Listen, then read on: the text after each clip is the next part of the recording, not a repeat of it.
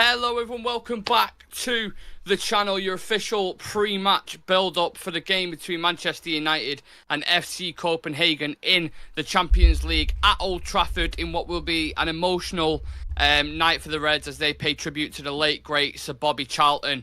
And for everyone who's involved, getting involved in the comment section, let us know your thoughts on the team lineup if you've seen it, or if not, we're going to run through it now quickly for you anyway. So starting in there is Andre Onana. He retains his place even after the last game in the Champions League where he made a bit of a mistake, or let's say a massive mistake. You've got Diego Dalot at right back, who's been in good form recently. Rafael Varane and is back in the side alongside Harry Maguire, with Reguilon, an actual full-back, at left back. You've got Amrabat, Mctominay and Bruno Fernandes in the midfield. And you have Antony, Højlund and Rashford up top, even though there was rumours of Antony being dropped, but he starts again in this team. Sam, I just want to quickly, well, not quickly, but I want to start with Sir Bobby Charlton because there's been a lot of tributes that have been made. I know he had a book of condolences, I think it was, and there's been flowers laid and stuff like that. It's an emotional night in it for United fans that are involved, especially at the stadium today. Yeah, anytime someone of not just Bobby Charlton's stature, but anybody of United stature has died, the club's always quite good at stuff like that in the way they pay tribute, and the fans especially. Like, I've seen videos and pictures of the shirts and the cards and the flowers all laid outside the Trinity statue. I know when he did the Jimmy Murphy statue, it was really, really good as well. I know you went to that. So, yeah, they're always really good at this stuff. The fans will sing his name. The fans will get behind the team. And I'm sure there'll be a wreath laid. And I saw one on his chair because I know he went to every single game since he retired. So it's going to be a bit sad that he won't be in that seat. But, yeah, let's pay tribute to him in the best way possible and win the fucking game, because that's what he would want and that's what he was about. If the dude was a winner, is the absolute definition of a legend. A guy who won the European Cup, the league title, a World Cup, and was Ballon d'Or winner. English, can you remember an English player who won a Ballon d'Or? Because I can't. It's unbelievable. The only English guy I can think of off the top of my head that's won it, and definition of a legend. Like, tell me an English footballer who's won more and done more than he has, and then gone through Munich and watched all his friends die and his teammates die, and then 10 years later win trophies. Like, do you know what I mean? So, the guy deserves every single plaudit and every single send-off he deserves to get. So I hope they do pay tribute in the best way possible. I thought Gary Neville's tribute was absolutely bang on. Like, everything he's... I mean, Gary Neville was always great with kind of articulating things, but the way he's spoken about him and said how much he helped him in his career, and he'd always be the one that was positive and setting the standards at United. And it's really, really sad, because for us, obviously, we couldn't appreciate him as much as we could because we didn't grow up in that era, the 50s, 60s, and 70s. Yeah. We weren't around. But even when you watch clips back now, he kind of had a bit of a similar style to a Jude Bellingham, I'd say, because he was a midfielder, but he scored shitloads of goals. He had loads of goals for England and loads of goals for Manchester United as well. And I think you need a bit of that spirit at Manchester United, and hopefully we have a bit of that tonight and get the job done. So, yeah, with the team in general, Sam, how are you feeling about that? Confident we can get a result looking at that lineup? I think you got the closest to the team, didn't you? I think. Let me just double check it again. Maguire, Varane, didn't you? The only one. Maguire. None of us got McTominay, I don't think. None of us thought McTominay. No, I don't think we did. No, I thought Mount might come back in there. But yeah, it's interesting though. Like, Mount being dropped again. Like, is there an injury there? Is there an illness there? Is there something going on? It's possible, because you know what Ten Hag he doesn't like to say much about injuries and stuff like that. Maybe he's seen something in Copenhagen that he thinks Scott McTominay is going to be better at. I know a lot of people sort of gave the plaudits to Scott McTominay for the 2 goals he scores against Brentford, which rightly so. They were fantastic. But there was a stat, I believe, he made, was it 6 passes forward in his entire game about of the season? 10 touches as well, or something like that. Ridiculous. The dude hides from the ball, man. Like, he's not as off the bench to affect a game. Cool, I'm all right with it as a squad player, but I just don't think he's good enough to start for us, and I just don't think he has anything to offer us for starting the game. So that's of a concern to me. But the rest of the team is pretty much what I expected. I'd rather Maguire not be there, but obviously everybody's singing his praises because he had one good game against Sheffield United. Now everybody thinks he's back to his best, but let's be honest here, he was playing against Sheffield United. So them two spots worry me, but defensive-wise, we're sort of stuck for people at the minute. Like, it's tricky. Yeah, I would have changed Mctominay, but the rest of the team, that's what I expected the team to be, pretty much. I thought he may play Bruno out on the right. That was one of my worries because I hate Bruno Fernandes on the right-hand side. Terrible. But if he's central, then I'm happy with it. And if you need to bring him out on as a sub, even the bench, like we've not even spoken about the bench, but you've got players like Mount, Ericsson, Hannibal, Pellistri, Garnacho, and Martial. So they're all potential game changers that you can bring on if we are struggling to get a goal, which, we haven't been too bad the past couple of games, but it's not been goals galore. So we may need to look to the bench today. What did you take from the last game going into this? Like, what were the negatives and what were the positives, do you think, from the Sheffield game? Positives were... There wasn't many, was it, to be honest? Let's be honest with you. Like, do you know what I mean? Well, the second half was a bit better. We won the game. Wasn't it? Like, the first was shit. Yeah. Won the game, got the 3 points. That's the most important bit. I thought when Ericsson came on, we looked better. We had a bit more control of the game. He was able to pick those passes out. So I thought he added something to the game, and that's why when we did the preview, I would have played him in there personally instead of Bruno. But obviously he's not going to drop Bruno, so let's just forget about that. So that was a positive. I thought we had more control of the game. I think defensively we looked a little better, but again it's Sheffield United, so you're like, it is what it is, and the penalty. Handballs, I don't even know what handball is anymore. Honest to God, like, it's been outrageous this season. I don't understand what handball is anymore. So if it's a handball, then fine. But I don't know what handball is anymore. So, and that's the way they scored. I think if they hadn't have got that, I don't think they score.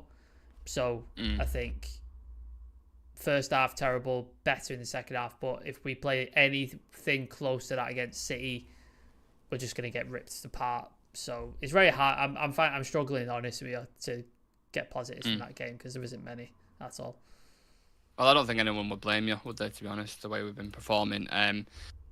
How do you see it playing out, though? Do you think, because against Sheffield, this is a team who haven't won. They had conceded shitloads of goals, the bottom of the table with like 1 point or whatever it was, and we still couldn't control the game against them.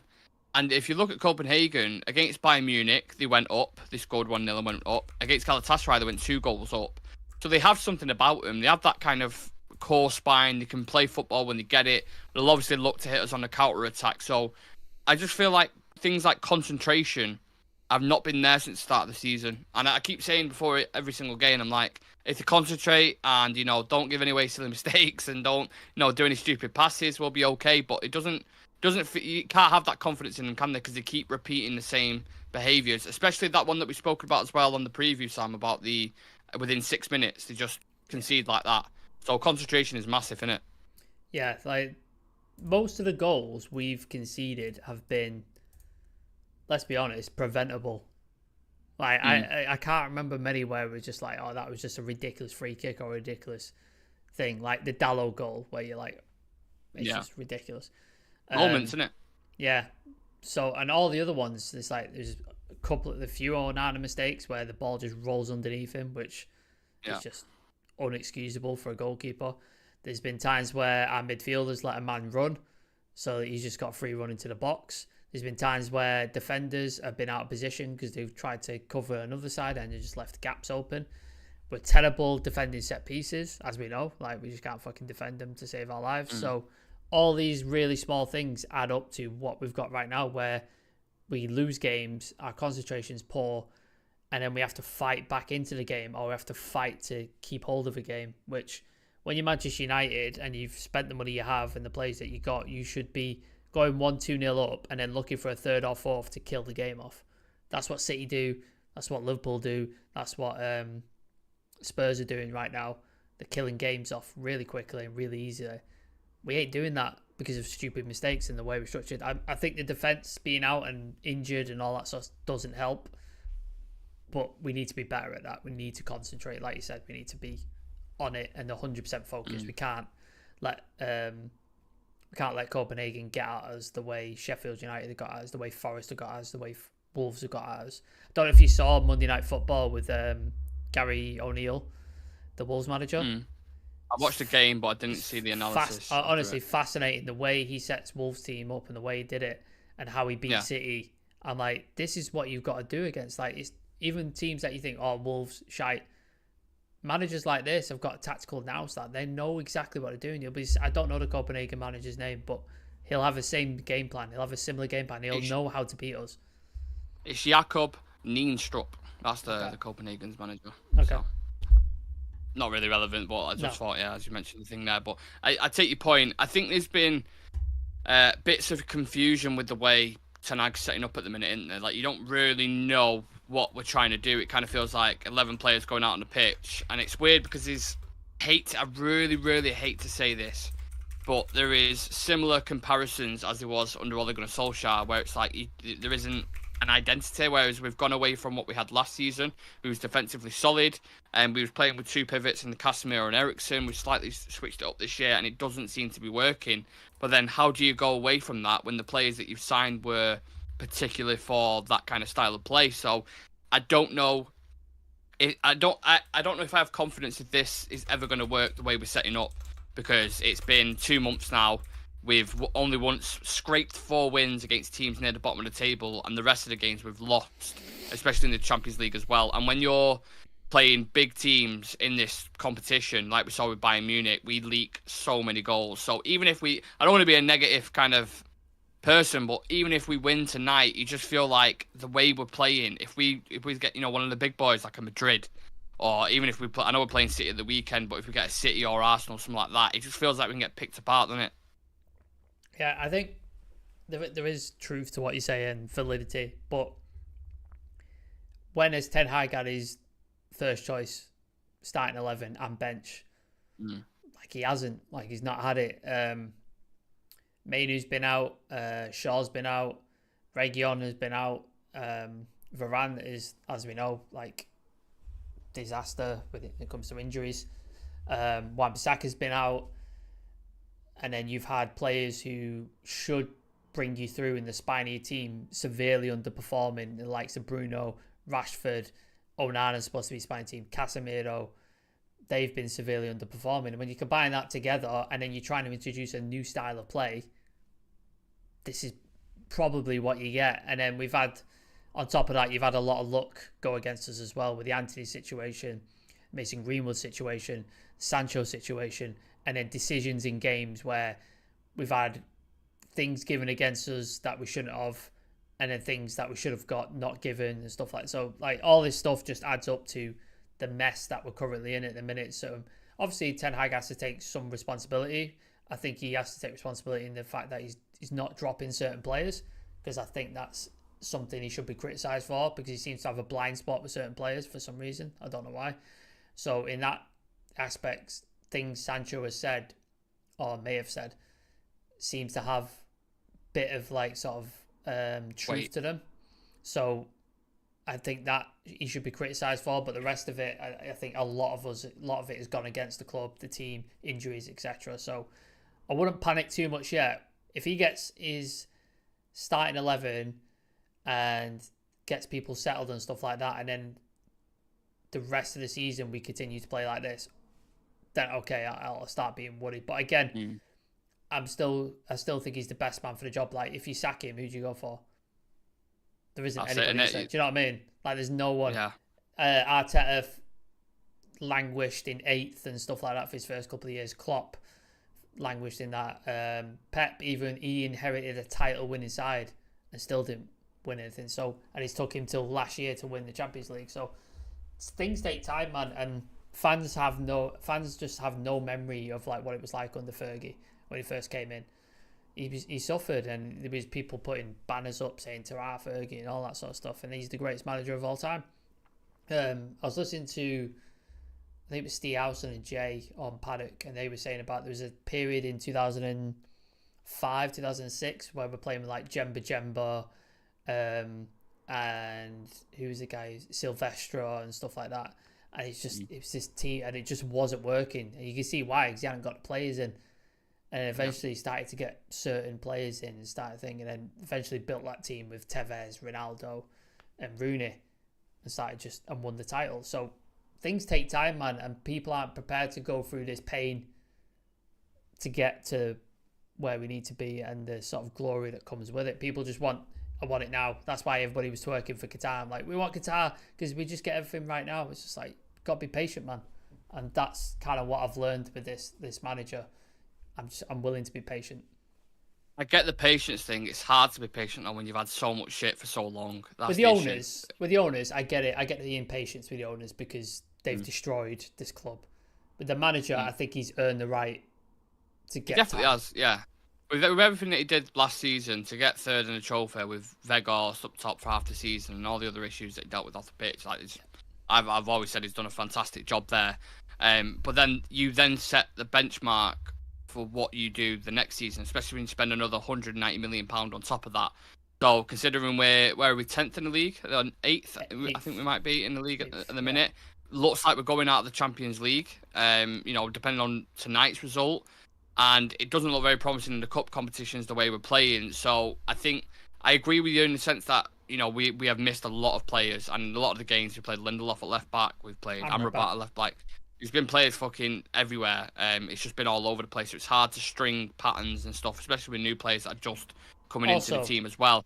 Also, can you name me a player, aside from Højlund, who's played well for United? Well, Reguilon, who's back in tonight, when he signed. And he got injured for how many games? Yeah. Højlund didn't play for the first, 3-4 games of the season? So you see what I mean? Like, the best performing players haven't even been available.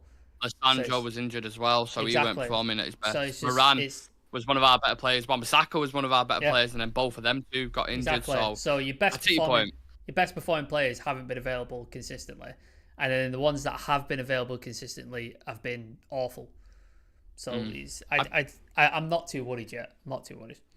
I'd be interested to see when this kind of tactical style that Ten Hag wants to implement starts working, how effective it is and how it pays off in terms of risks. So far it hasn't. You look at the Tottenham game, you could see what he was trying, and we got a lot of chances, but one, we didn't convert them, and then we didn't sustain the attack either. So it was for like 20-25 minutes, and then the second half they just absolutely butchered us. So I think it'd be interesting to see. It was like that. Do you remember when Rangnick came in the Crystal Palace game in the first half, and you're like, "Oh shit, this is going to be what we're doing," and then they just fucked it off and went, "No, I'm not doing this shit. It's too hard." Yeah. So I think. Whoa, what's this? Like, I think it will come. It will come eventually. It might not be this week. It might not be next month. It might be January, February before it starts to click. But I can't remember which player it was from Utrecht said the first couple of weeks, months, when Ten Hag was trying to implement this new system. Was it Amrabat? He said he fucking hated it. He said every single player hated it. They didn't want to do it. It just sucked, and they weren't doing well, and they were struggling to implement it. And at some point, it just clicked, and they were like, "Oh fuck, this is it," and just started loving it. And they just started blowing teams away goals wise and stuff like that. Did the same at Ajax. They used to score like 4, 5, 6 goals, just absolutely smash teams. And you see the state Ajax are in right now when he's left. Like, they've just fallen off a complete cliff, fired their manager and stuff like that. So, and they hadn't won a title in like 10 years before Ten Hag took over Ajax. So give the guy time. He will get it right. I believe he'll get it right. I know people are like, it sucks, it's shit to watch. I get it. I understand. But as you get older, and I'm sure like Nick's younger than me, but he's a little bit older than most of the fans, I assume, who watch. You just have to be patient, man. Like, just give it time. Things take time. Nothing is instant success. You can't be begging for that sugar hit every fucking time. Like, you've got to be patient, especially with the owners we've got. You've just got to be patient, man. Yeah, agreed. I'm going to read out a couple of comments. Henry Jones in the chat, big up to Henry, saying 3-0 win United. Oki Red says, love the show. Thank you very much. Appreciate it. Do subscribe if you haven't already. So Bobby was a true ambassador of Manchester United and of football in general. Absolutely. Grey 100's in the chat, big up to you. He's probably got a Guinness in his hand, I'm guessing, saying evening, lads. Evening to yourself. Charlie Malman says Copenhagen 2, United 0. Don't got faith in the club for the moment. I mean, again, that's understandable, innit? We've both spoken about that. The team is lacking confidence at the minute. We just need to batter a team, and I think goes tonight 3-0 Rashford, Højlund twice. I'll read out the other ones in a minute, but just on Højlund, a bit of a special night for a minute. Played against Copenhagen. He's played for Copenhagen, I believe. Yeah. His brothers are there as well. Is it two of his brothers? I think they're playing for him. They're not in the first team though, are they? They're like sort of kind of fringe players. and reserves and stuff. Yeah, but it's still a big night for a minute. Do you think that he might have an extra bit of a kick up his backside? I think not that. I don't think he needs it, to be honest with you. Oh, he doesn't need it. He doesn't need it. We've seen the way he plays. Like he's always up for it. But maybe he's got some sort of insight, or he knows. So I don't know how long ago he was at Copenhagen. So maybe he knows certain players, he knows how they play, and he can do a couple of the defenders because he knows the weaknesses and stuff like that. There's Henry Jones with the info as always. Copenhagen 2020 to 2022, Sturm Graz at Atlanta. And then, all right, so not that far away. So like 2 years ago, a year ago, even less. So yeah, maybe he can offer some sort of insight, and he knows how to play against him because he's done it for 2 years. So I'm hoping that he gets on the score sheet. He seems to in the Champions League more than the league. So top scorer. Yeah, with let's hope he does it. I'm all for us scoring 3 goals and smashing a team. That'd be amazing. Yeah. I just want the 3 points. I just want the win. Yeah. I don't give a shit how it comes. Just get the win. That's all. Just get the win. Yeah, I don't know if you know this. Is it Galatasaray after this away? And then Bayern Munich, or is it Copenhagen away after this? Oh, is it the reverse? Yeah, it's the reverse, isn't it? And then let me Google it.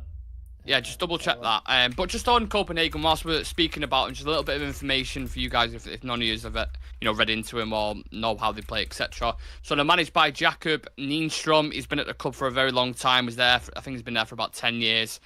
Used to be the youth coach and kind of worked his way up to being the manager. He's won the Danish Cup. He's won the Danish League with them. So he knows how to win. Their top scorer is Rooney Bargi. 6 goals in 11 games for him. And the top of the domestic table by 1 point, and third in the Champions League group with 1 point above us. And in their last game, they played a 4-3-3. And I think it was in a draw. I think they drew in the league. And they also drew against Galatasaray in the Champions League. So they've got a strong, experienced spine. They can play football when they get it, but they're probably going to look to hit us on a counter-attack tonight. So keep an eye out for that. Sam, what's the crack? Henry Jones, the man is an encyclopedia of knowledge. Game week 1, Bayern. Game week 2, Galatasaray. Game week 3 and 4, Copenhagen. Game week 5, Galatasaray. Game week 6, Bayern. So there you go. I thought Bayern at Old Trafford was the last game. I feel like that one's going to be a huge. If everything hinges on that game. I feel like it's going to go like that, genuinely, because I think we might scrape a win tonight, but I think the Galatasaray away one, everyone knows what Galatasaray away is. I mean, Bayern Munich are away now, and I'm pretty sure last time they checked it was drawing. Yeah. So let me just double check what score that is. Bayern haven't been great in the Champions League this season. Like, they looked terrible against us. They went down against Copenhagen. So yeah, they haven't been. Yeah, they've conceded goals, but I think they've scored a couple now. So Harry Kane scored 2-1, and then Musiala scored in the 79th as well. Yeah. So yeah, but look, we've got our own kind of goal scorer at Højlund.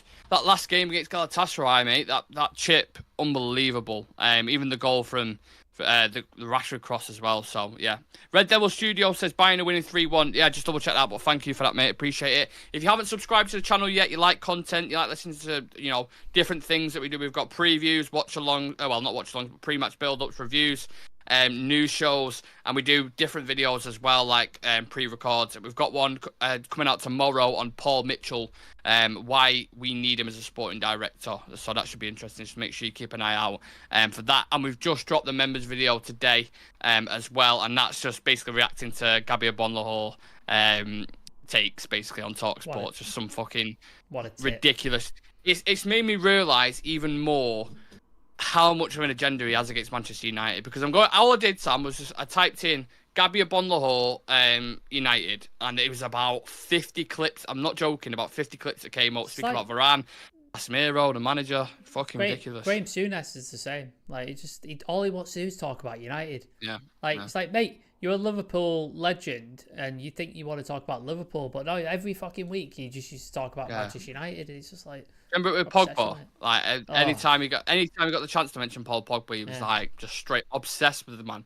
Absolutely obsessed with him. So yeah, for all the members, I don't know if you've seen it or not yet, but we've just dropped a video on at Bonglahor reacting to some of his stupid takes, and yeah, it's quite a different video that we've done there. But I hope you enjoy that. If you do want to become a member and help support the channel, just click the link in the bio or click the join button next to the notification bell, and yeah, it helps us out a lot, and appreciate the members already. You're a legend.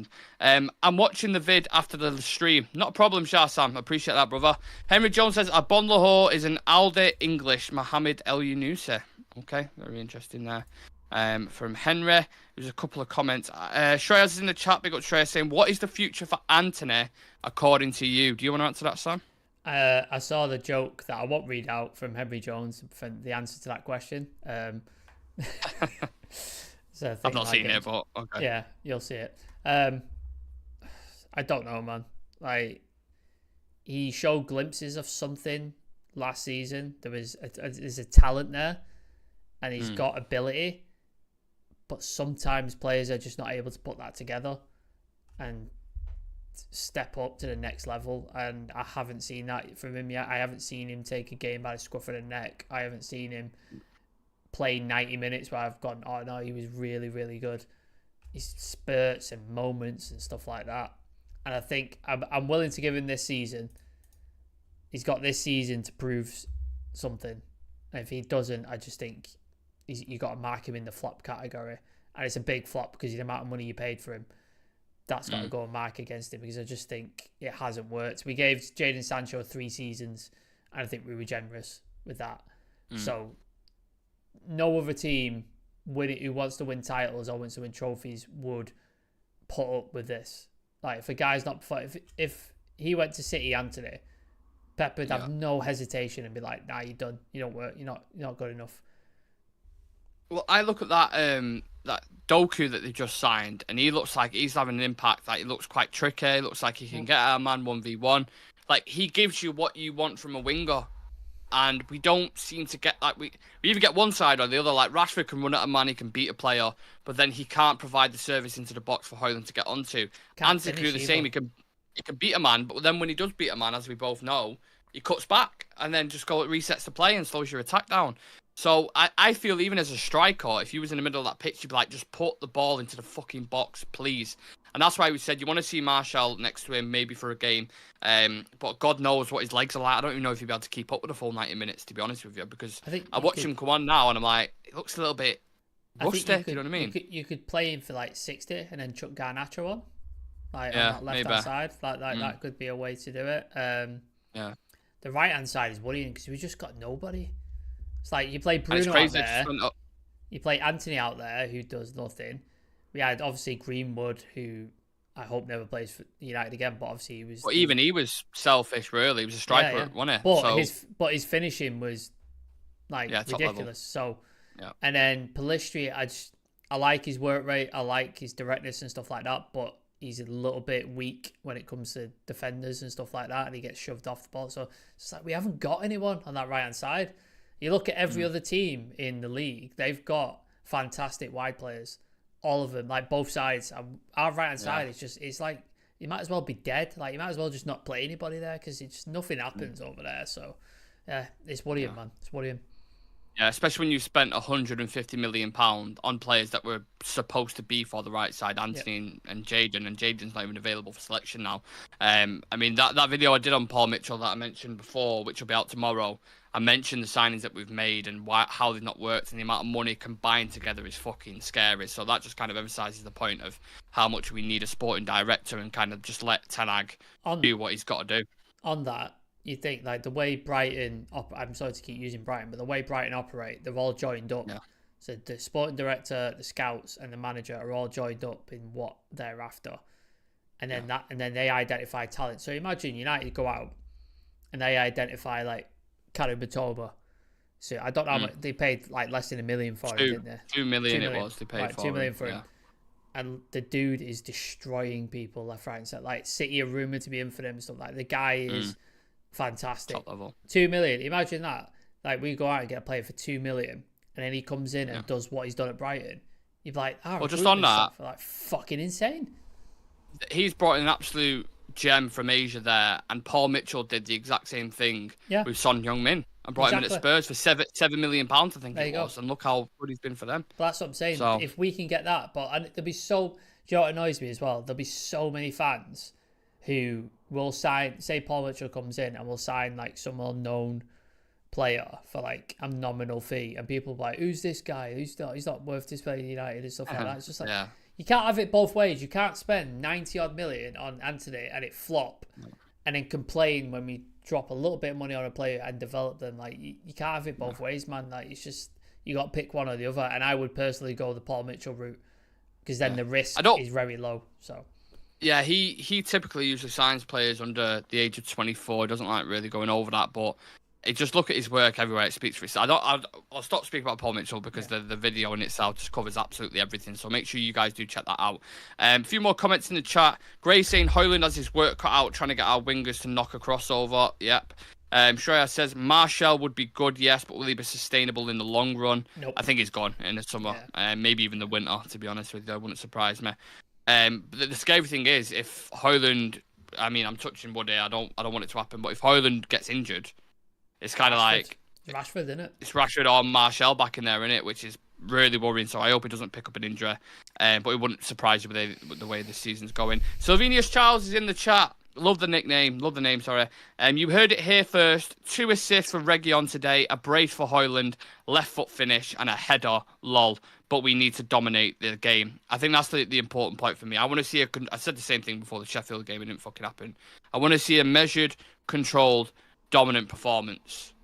Whether it happens or not, it's a completely different situation. If we score, don't concede immediately, for the love of Christ. Yeah. Just I'm going to put a timer on. Yeah, just Legit. hold a lead for longer than fucking 10 minutes. Because, honest to God, every time we score, I'm like, right, how long is it going to be till we concede? It's just every game, man. Every fucking game. I would say to the people in the chat, we spoke about this yesterday, if we score tonight, put a timer on, 6 minutes. If we don't concede within that time, we're okay. But in the past 6 games, I think it's, or 7 games, on different occasions, as soon as we've scored, we've conceded, especially in the Champions League. Look at the Bayern Munich game. As soon as we scored, Harry Kane scored. We scored again, Tell scores for them, they win the game. Galatasaray, same again. Like, happens every single time. Do you remember when Liverpool lost Van Dijk? Aside from him wearing T-shirts like he was fucking dead, but outrageous. They used to concede like 3 or 4 a game, but then they'd go and score like 4 or 5 goals from there. Do you know what I mean? Yeah. And it makes it an exciting thing, but at some point your luck runs out with that. Like you're not going to be able to score, so we need to plug those holes in the defense, man, and not concede for those 6 minutes. Like you said, I think if we don't concede for 10 minutes after the goal, we should be able to go on and sort of start dominating the game. But at the minute, it's very hard to have confidence for our defence or like keeping any sort of goal out at the minute. I do look at that now. Like, now Reguilon's back in there, and if he performs how he was doing before he got injured, I mean, that's absolutely fantastic because that's what we need. I think that as well will open up lanes for Marcus Rashford to give him a bit of space because he has them overlapping runs, which naturally gives him a bit more space. But I look at the midfield as well. We mentioned Mctominay being in there. He goes missing sometimes. Like, he's great for getting a goal. Like we said, he's on a hot streak at the minute. Somehow he just seems to have that kind of knack for arriving late, but then you take something away from there. So I don't think it'll be long before you see Christian Eriksen come into that side, probably at half-time, I imagine, for McTominay. And you'll see a bit of a Danish influence. I think Eriksen, Højlund, I think we've all spoken about that. And the thumbnail that we're going to do after the game as well, which is going to be very interesting. So, well, if we actually win. I think we've covered pretty much everything there is. I mean, if anyone's got any questions in the chat, do throw them in and we'll happily answer them. There's an interesting quote from Paul Scholes on Ten Hag. He says, I like him. He's almost been thrown out to the Lions, left on his own to defend everything, but I think he's the right man for the job. So, Paul Scholes back in Ten Hag.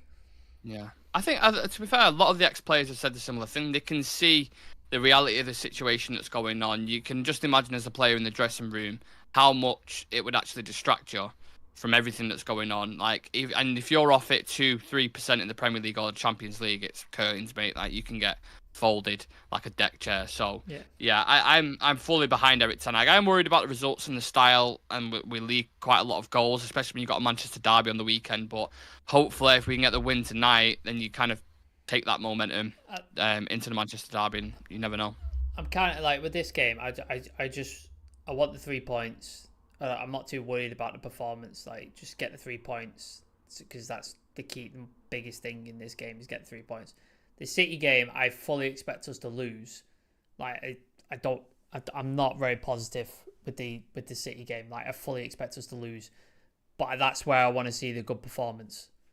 If we're going to go down fighting and go down swinging. Yeah. Like, that's where I want to see it. If we lose against them, say we lose 2-1, but we put in a top. Yeah, it's one of them. It's respectable. I'm all right with it. I'm fine with that. I'm fine. And that sounds bad. Well, that's the reality of the situation, isn't it? Unfortunately, that's where we're at. With this, if it's 1-0 and it comes off the referee's arse, I don't give a shit. 3 points, just fucking take it. I'll worry about performance against City. That's kind of where I'm at with this. Well, let's just take a look at the group table. So, as it stands right now, Bayern Munich are on 9 points, Galatasaray are on 4, Copenhagen are on 1, and Man United are on 0. So if we beat Copenhagen tonight, we were 1 point behind Galatasaray. You would think then if you get a result against Galatasaray, then you kind of back in the mix. But it's a big ask considering how we started, because we've lost 2 games already, and one of them at home against Galatasaray. So with everything that's been said, are you changing your score prediction from last night after seeing the lineup, or are you going to go with a similar prediction? No, I'm going to stick with 1-1. That's what I think. I hope I'm wrong. I really, really hope I'm wrong. But I do think 1-1. Henry's just said maybe we should bring back Eric Bailly. No, I loved Eric Bailly, but that's not the guy we need in this defence. No. Don't need that dude right now. No, unreliable, to say it the best, with injuries and red cards. So, no, I wouldn't want him in there, especially if he's going away against Galatasaray. That's the last fucking person you want in that back line. He's getting arrested if he goes to Galatasaray. He's killing someone. Yeah, he's a fucking absolute nut job. I'm going to change mine. I've seen Reguilon at the back, and I'm like, thank fuck we've got a left back. I think Maguire's in good form. I trust Varane. Delow's been good as well. So you would think the defence, the midfield, I'm like, I don't know. And then the attack, Højlund, because he's been really good in the Champions League, I do think he'll get a couple of goals. So I'm expecting maybe a 2-1 or a 3. I'll go with a 3-1. I'll be positive because, I've seen a lot of I kind of have to be at this point. I've seen a lot of 3-0s in the chat, and then I've seen it online and stuff like that. People are really confident against Copenhagen. It's a bit weird because I think Copenhagen are better than Sheffield United, in my opinion. Probably. Well, Champions League caliber, isn't it? Like they're putting in performances against Bayern. We struggled against Sheffield, but everybody's expects us to beat him 3-0. But maybe that's just me being pessimistic. I don't know. No, but you have every right to be, because it's not pessimistic. I think it's realistic. It's just the way it is. People might not like it. People might think it's negative. You always kind of what's the word I'm looking for? What's the word? You kind of caveat it with it, the fact that you obviously want us to win, but it's a situation. We've lost to Galatasaray. We've lost to Bayern. So I see, I know TikTok's not the greatest place for like normal, regular, measured fan base and stuff like that. I've seen so many people going, "I'm done with United. I'm not supporting them." And it was just like, fuck off. Like, just fuck off and don't support us. Like, if you're not going to support us through the shit times, you don't deserve to be here during the good times. Like, just fuck off from this club. And that's what I want to get across to people. Like, if they feel I'm being negative or they feel like I'm being down on the team, it's only because I love this fucking team and I want them to do well, and I've seen them at their best and I want to go back there. So that's why I'm at that. But I will never stop supporting this team. Like, whatever the result, I will support this team. I have this conversation with my mates all the time, and they'll sit there like, "Nah, I can't be asked watching it. I'm just gonna watch United shit. I'm just gonna watch fucking UFC." It's like, right, so you're only gonna watch them when we're good? Yeah. Like this happens. Teams go through cycles. This happens. Like City were shit for years, for fucking decades. City League Two playing Grimsby and that. You know what I mean? Now they're like, do you know what I mean? So times can change. Liverpool didn't win a title for 30 fucking years, and now if clubs. If clubs won every single game every week, like it's obviously great winning, but if it happened all the time, it's just like that's what makes football, the ups and downs, and that's why you support a club. So yeah, hopefully we can get the job done tonight. I'm going with 3-1. Sam's going with a 1-1. Who do you think's going to score? Anyone in particular? Has to be Højlund, doesn't it? Has to be. Yeah, the dude. Keep his name at the top of the tree. Champions League. He's built for it, man. Like the dude's built for it. Yeah, absolutely. What other games we've got going on tonight? Let me have a quick look. Sevilla, Arsenal. Oh, it's Arsenal away at Sevilla. You got Napoli, Union Berlin, Real Madrid and Braga, Inter Milan and Salzburg, Benfica and Sociedad. Dortmund in Newcastle as well. Is that tonight? Tomorrow. Is that tomorrow? Tomorrow, yeah, that'd be a good game. That group's just any games going to be decent in it. But yeah, not too many standout ones tonight, to be honest. It's yeah, but interesting. Let's see how they get on, and let's go watch the football. So yeah. Everyone get their score predictions in the chat if you can, or if you have already, then no worries about it. Leave a like on the video for us. Subscribe to the channel. We will be live after the game with Adam, I think, is joining us. I think it'll be me, Sam, and Adam on that with a live review, hopefully discussing the win. Let's see what happens. Hopefully with the greatest thumbnail we've ever thought of. But yes, fingers crossed. That's all we're asked about, really. Just get the fucking thumbnail. Yeah. Let's hope we don't have to type it up and then delete it or whatever. Yeah. Right. Yeah, we'll see you shortly after the game. Enjoy it. See you in a bit. Peace.